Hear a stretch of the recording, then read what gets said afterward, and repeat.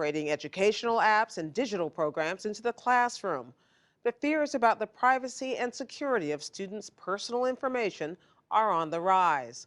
Special correspondent John Talenko of Education Week reports as part of our Tuesday night series, Making the Grade. Miami, Florida is taking on one of public education's oldest problems.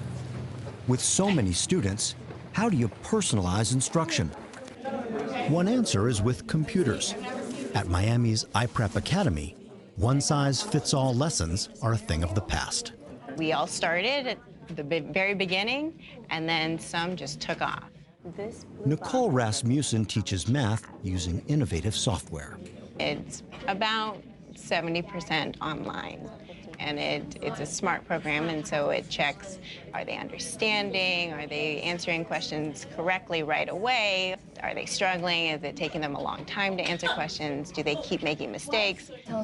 All the while, the computer is crunching and storing data about the students and sending back customized lessons. It'll ask them, what are your interests? And so in the word problems, if one kid's really interested in food, it'll talk about cookies and that kind of stuff. It'll even ask them, what are your friends' names? And then it'll put their friends' names in the problems too. All that gets uploaded, along with student schedules, grades, discipline records, homework, and even emails. The makings of what some have called a digital profile that privacy expert Joel Reidenberg fears could someday be used in unauthorized ways. We're going to have a lot of data floating around with a lot of very detailed information that can be quite surprising. One example, what a child eats in the school cafeteria is collected using a student ID card.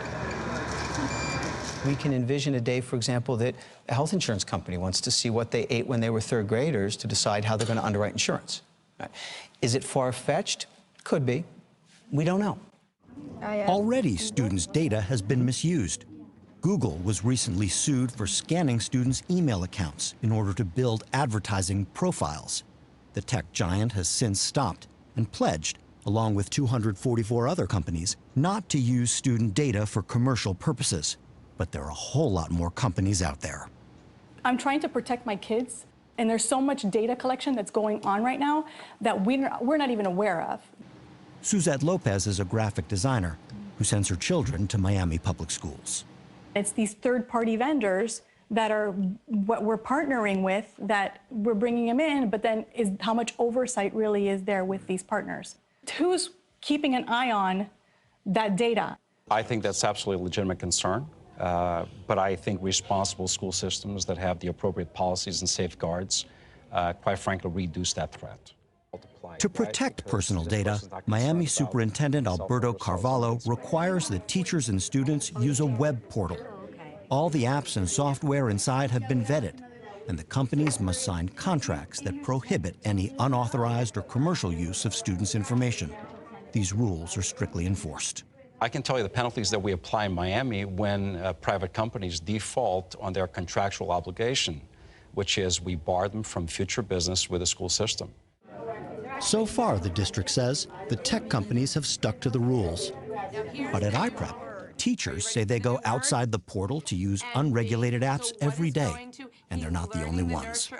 I'd love to go around this little group and ask you to name some apps that you've downloaded on your school computer that are not part of the portal. I've downloaded Uvu, Skype, Spotify, Octagon, so just the basic stuff. Yeah, I found like several very easy reach arounds to the school Wi-Fi, and the different barriers they're put up. They're pretty easy to go around. It's not the most comprehensive barriers in the world. Isn't that the definition of true human ingenuity? And there is no gadget, no amount of technology that stands up to the ingenuity of a kid. But that's where the social and behavior teaching come in. That is the most important thing we can do, is actually teach students responsible use, liabilities, but also the benefits of using this new technology in this new environment. He says, even if students took those lessons to heart, their personal data, including names, addresses, and social security numbers, can still be compromised. It happened in the case of Pamela Rim Grant. Pamela Rim Grant was a food services manager at the Horace Mann Elementary School here in Miami, and she was found to have been stealing student identities from the Miami Dade Public School computer system.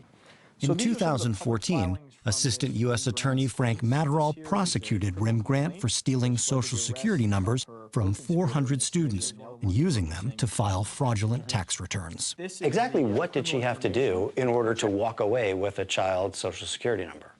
Log in, access the information, print it out. My son's Social Security was stolen. So he was stolen, and it took 3 years to clear up and 3 years to keep on telling the IRS that my son was my son. Lopez's family was victimized in 2008, well before the Rim Grant case, but the effect was the same. I went to go file my taxes and I couldn't.